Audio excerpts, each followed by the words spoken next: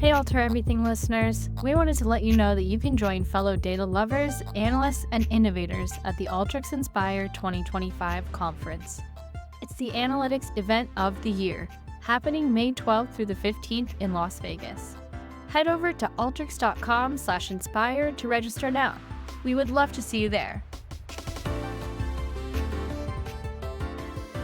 Welcome to Alter Everything, a podcast about data science and analytics culture. I'm Megan Bowers, and today I'm talking with Ian Barkin and Tom Davenport, the authors of the book All Hands on Tech, the AI-Powered Citizen Revolution. In this episode, we chat about themes from their book, the emerging role of citizen developers and how they use Alteryx, and how Tom and Ian are seeing companies operationalize AI. Let's get started. Tom, Ian, it's great to have you on our podcast today. Thanks so much for joining. Could you both give a quick introduction to yourself for our listeners? Go ahead, Ian. You're alphabetically first. Sure. I will embrace that alphabetical dominance. Yeah, my name is Ian Barkin. My career has spanned both outsourcing and automation. For the last 12 years, I've been helping enterprises interpret and then apply and manage the types of automation that were available throughout those 12 years to digitize operations front, middle, and back. I did that through entrepreneurship and a startup I had. I've done it through courses and trainings and other content I produce as well.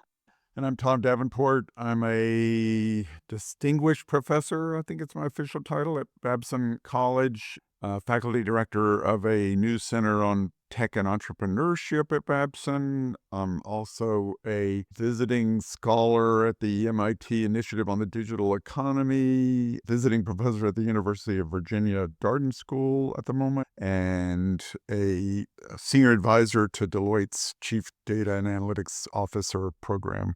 That's going to be hard to fit all that in our episode description. You do a lot. Yeah, I'm excited to learn from you both during our time together here. But one of the reasons why we're talking is because you guys wrote this book called All Hands on Tech, the AI-Powered Citizen Revolution. And so I'd love to hear about what trends you were seeing in the industry that you wanted to spotlight. What was the motivation for writing this book?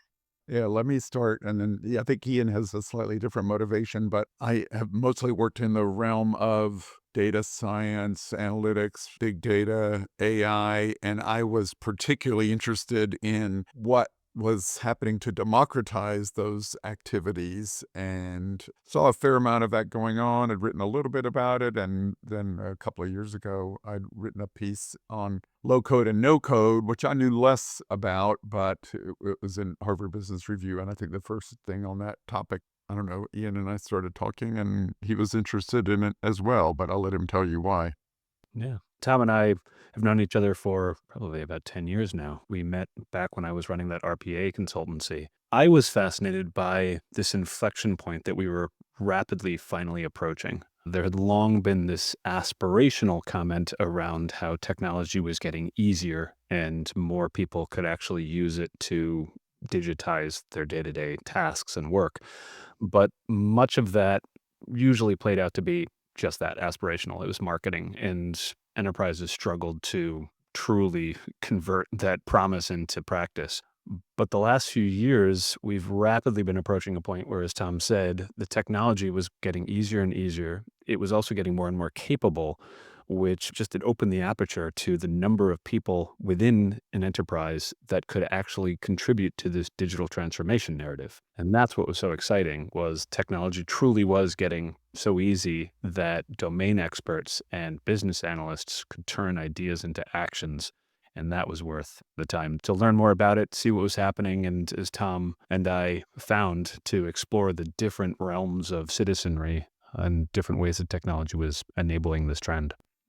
I think that's exciting that you identified that inflection point, that we're actually seeing people be more enabled with tech. And I know in the book you talk about citizen developers and other kind of citizen roles.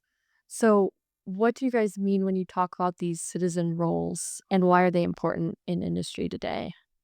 At the highest level, it again means domain experts able to do something with technology. And domain expert means they aren't IT experts. So these aren't folks in your IT dev shop. They aren't hired to be coding in any particular tool, like Python or what have you. They're not hired to be specialist data scientists. They were hired to do their job. And in many cases, that job means being an operator in the HR shared service function or in the finance function or supply chain logistics or any number of parts of a business that make that business run. And so what we saw more broadly was, again, a lot of these technologies were getting easier, even to the point, and this happened during the course of us doing the research and writing and then publishing the book, to the point of prompting, where it was no longer having to even break down something to a low or supposedly no code framework of dragging and dropping boxes. You could just speak. You could speak your ideas into reality. And that just further pushed that race to that inflection point of anybody with an idea can start to use this technology to turn that idea into something. And that something is where the distinctions came. That's something in integration between systems and application or some sort of data science model or map or analysis. Yeah, that ability to speak and get something you want hadn't happened since, I don't know, I got 3 wishes from a genie earlier in my life, and so we thought that was quite astounding. And previously, people had identified the low code, no code movement, which was generally for the sort of small application development. And the automation market was developing easier and easier products to use. Ian knows more about that than I do, for products that would be user driven. They always tended to have studio in the name, I think, for one reason or another.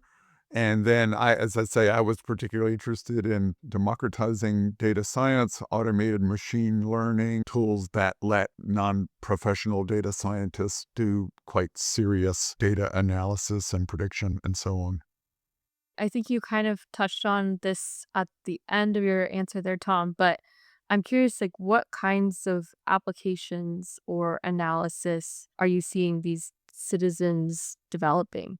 There are a lot, and it's almost every type now, but certainly individual level or departmental level applications, keeping track of data for a particular department in a small database kinds of things. Particularly, we saw these in oil companies, Shell and Chevron and so on.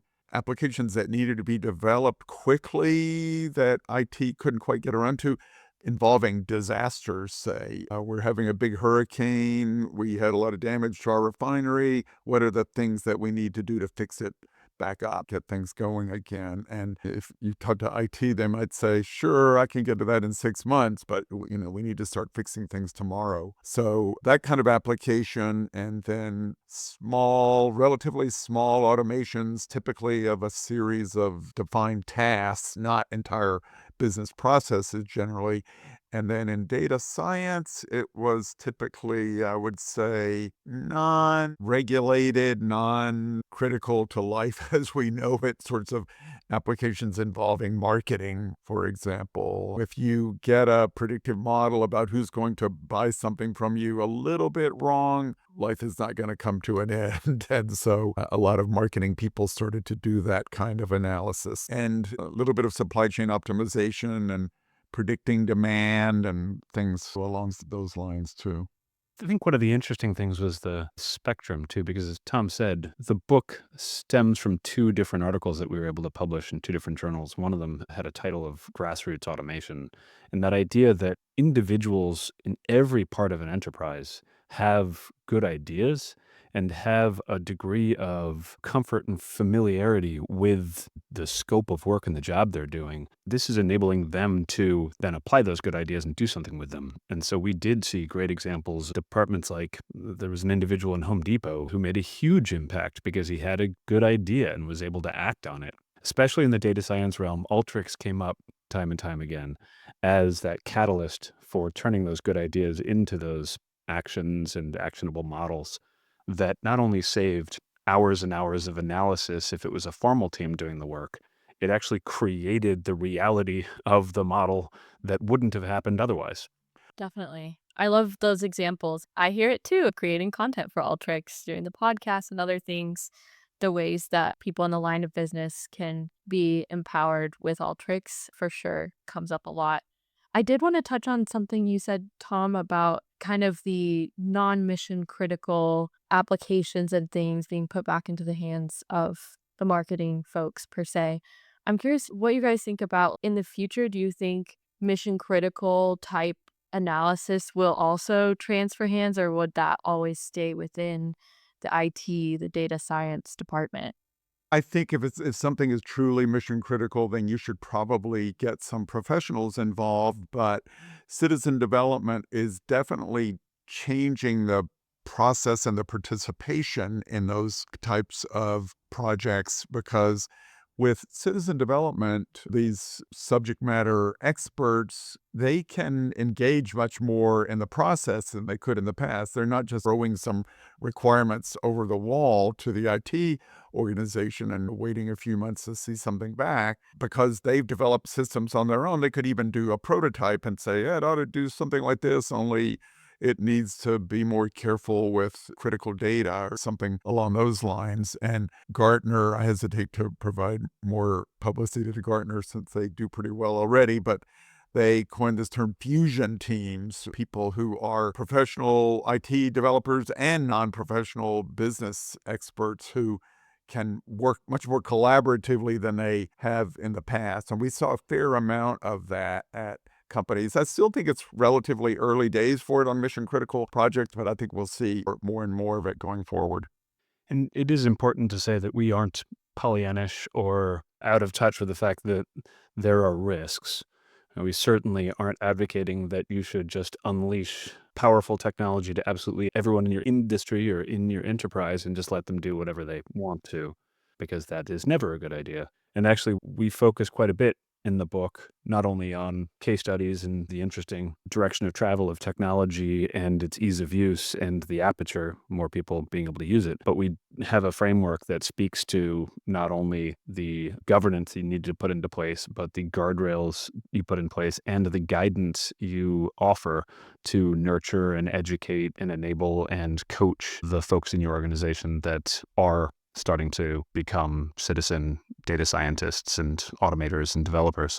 If you're an operator, if you're an executive listening to this podcast, rest assured this is already happening in your enterprise.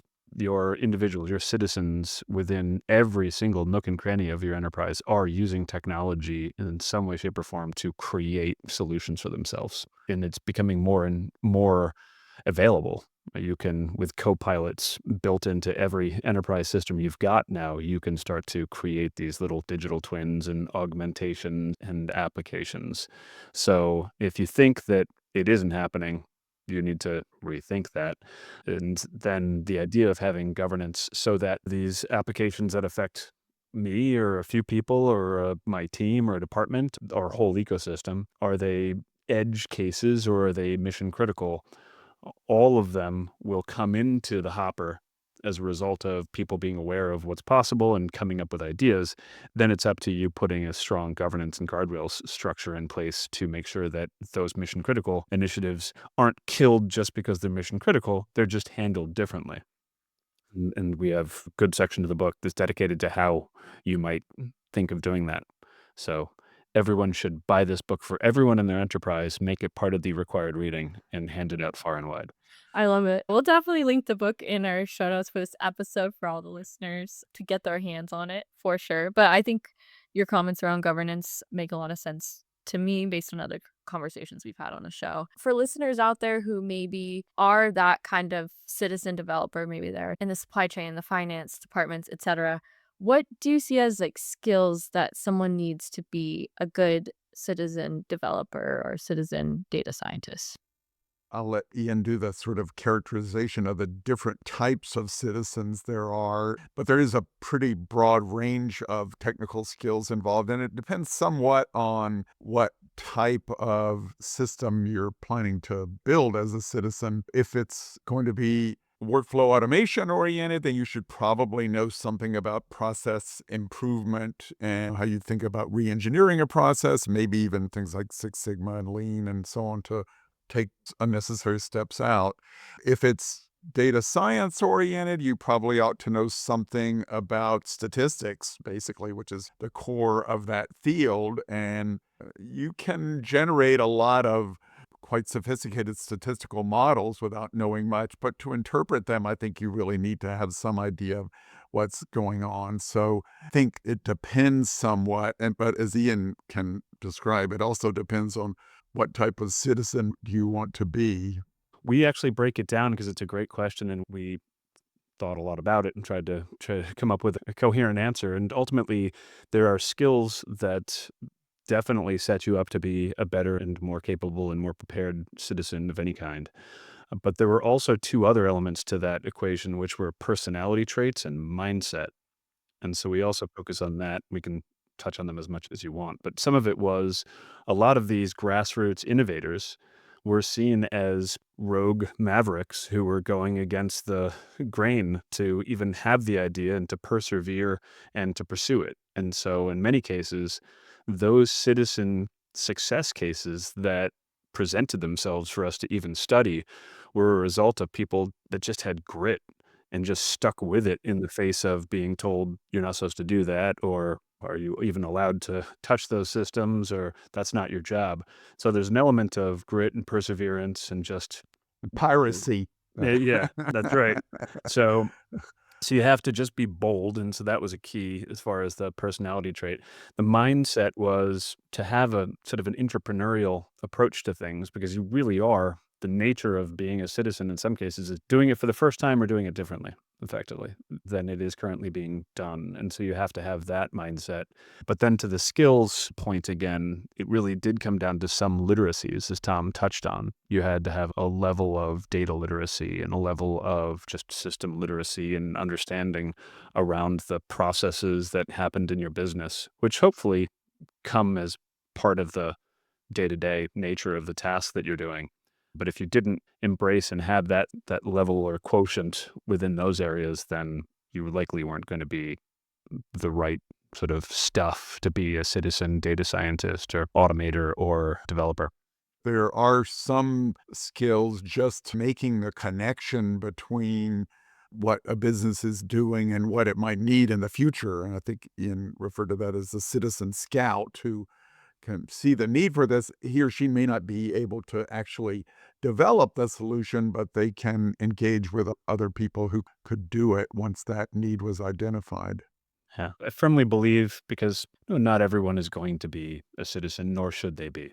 And no expectation, no training program or initiative within an enterprise should look at everybody and say, in the same way they couldn't say everyone is going to be a black belt in Six Sigma. We expect you all to get there. It wouldn't hold water. It wouldn't be a viable initiative. And so not everyone's going to be a data scientist, a citizen data scientist, but most certainly everyone, given the basic lens through which to look at work, can be a citizen scout, can find areas where they say, this doesn't feel as efficient as I thought it might have been before you taught me some things. Now I know that we can do this differently. Now I know here are areas where it's routine, mundane, transactional, or we could speed up the input of data that I didn't realize was available into models that I didn't think we could build. I'm not the person to do that, but I know who to call. And so I think a lot of innovation is going to happen as a result of these scouts out in the front line, in the trenches, who now know the art of the possible is there. They're just not the ones to build it, but they now know who to call. And having that little bit of data literacy, technology literacy, like just enough to say, I think that there are ways that we could do this better, or I think that this is not the best data method. So, yeah, that's super interesting. I know AI came up a little bit in our conversation earlier around prompting and such, but I'd love to hear what you both find most promising or exciting about AI, generative AI, probably specifically in the context of citizen development. It's funny, I had a conversation earlier this morning with a venture capitalist friend of mine who heads up AI-oriented VC firm, and she said she believes that basically every SaaS-oriented software company will have generative AI as a front end to a user interface to their software. And Alteryx has started to do that. It's happening all over the place.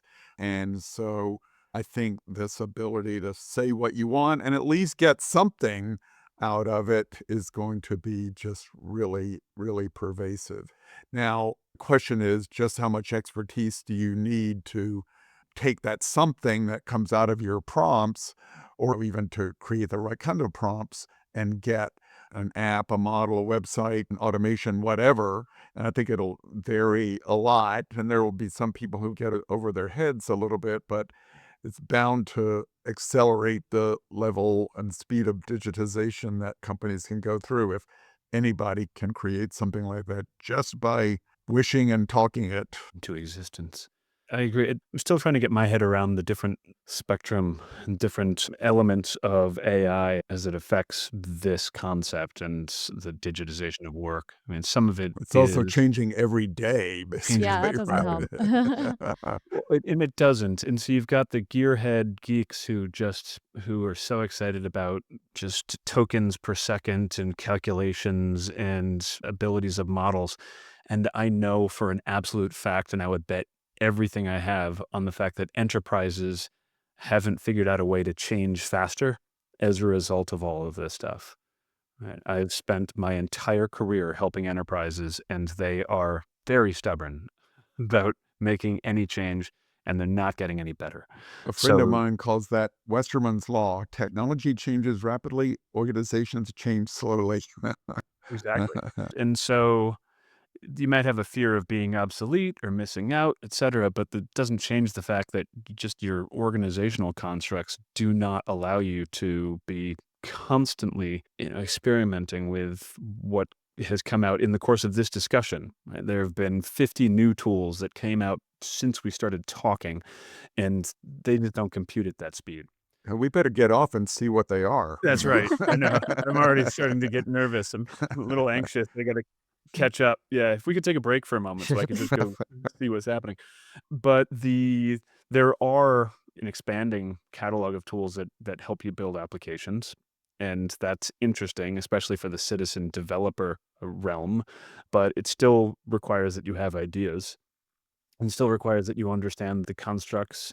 And in fact, Tom and I have done some research on the concept of AI agents and what we're now calling agentics.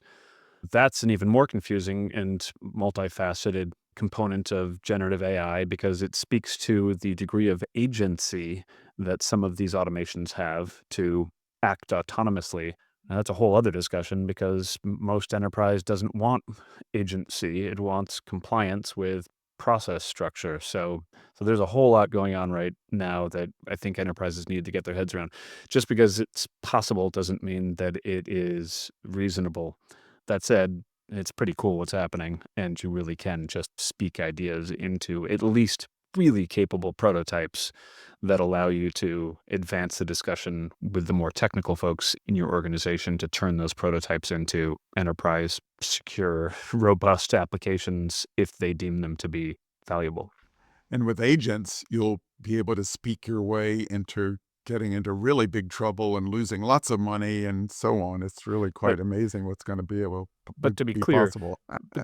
quickly and efficiently. Yeah, exactly.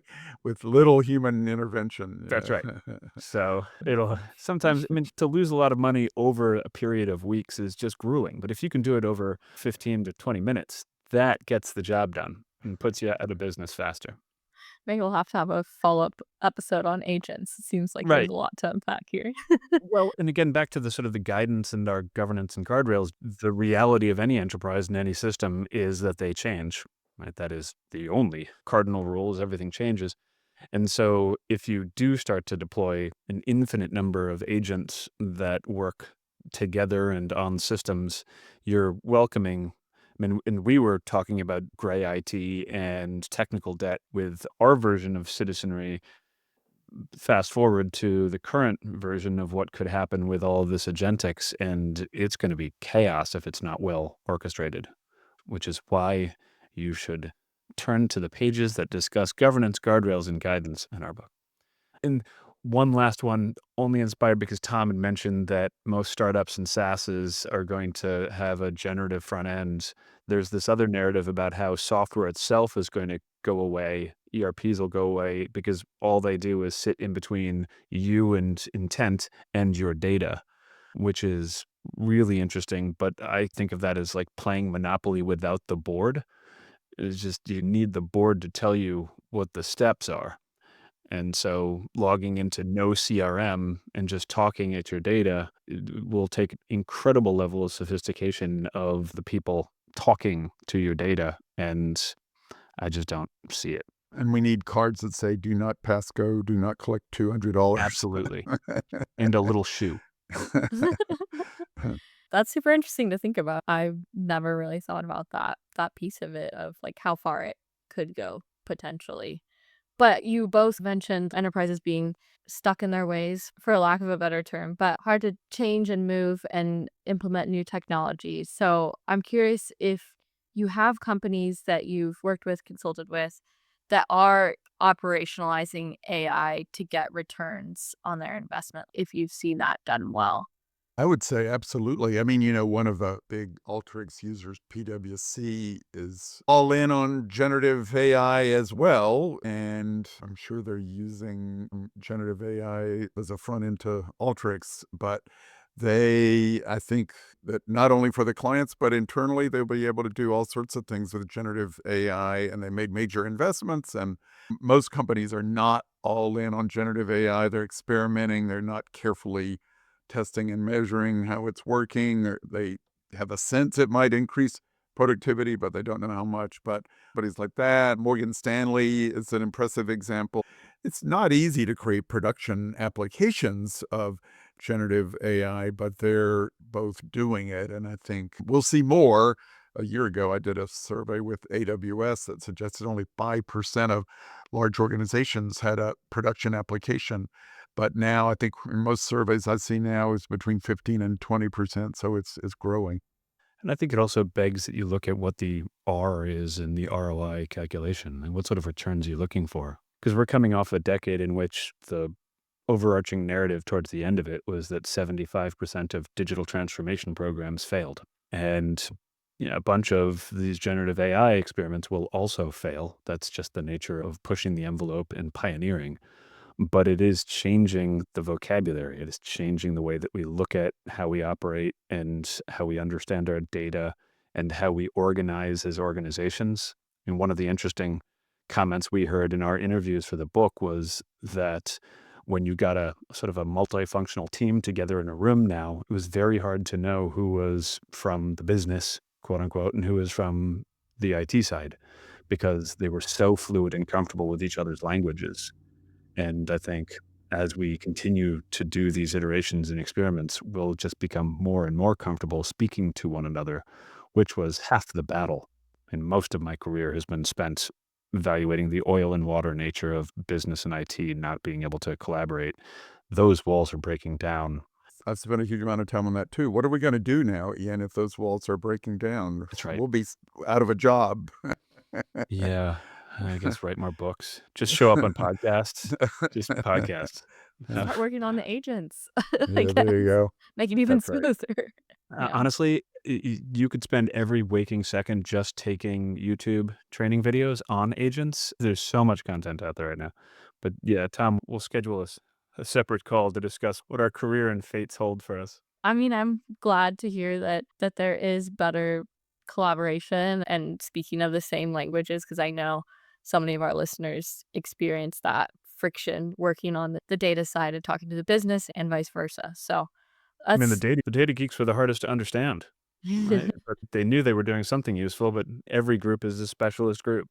And that's just the nature of it. And we saw this too with the organization, the evolution of all the digital technologies, robotic process automation, which is where I spent a lot of my time, any of the data teams, the ML team, the AI team, whatever they were doing. Now there's Gen AI team. So enterprises tend to create siloed center of excellence functions, which are convinced they're the coolest one and they don't need to interact with the others. And in fact, they should own a lot of what the others are doing. That just needs to break down. And to some degree, it is just because the nature of these tools right now just permeates. It cuts across every one of those sub-functions. And we saw it reflected in the approach that people were taking to Alteryx. I mean, there were some organizations like PwC that saw the benefit of this at a very high level of the organization and gave it all the support that it needed. But as we said, there were some who just discovered the power of Alteryx, and they were resisted by IT at every turn almost. Even the communications people wouldn't let us write about some of these people. We start out talking about Mr. Citizen, a supply chain expert at a consumer products company who got great benefits out of Alteryx, but had a really tough time getting the IT organization to go along with it. And we were threatened with a lawsuit if we even mentioned the name of the person or the company. So I hope that will make you go and want to read about this. It adds a note of sex appeal to our book. But I think organizations need to realize, as Ian says, this is going to happen whether they support it or not, and they might as well make it effective and get people the tools that they need, and saying to them, oh, why do you need Alteryx? You could write that in Python. Excuse me, but I don't want to write it in Python. I don't know Python. We don't need that kind of language in organizations. Well, thank you guys both so much for joining us on the show today. Really interesting conversation, and we'll definitely link resources in our show notes for listeners who want to dive into these concepts more. So thanks for joining. Thanks, Megan. Nice talking with you. Thanks for listening. To hear more insights from Tom, you can attend his breakout session at our Inspire conference. We also have an opportunity for you to download 2 free chapters of Tom and Ian's book. Head over to our show notes on alteryx.com/podcast for these links and more. See you next time.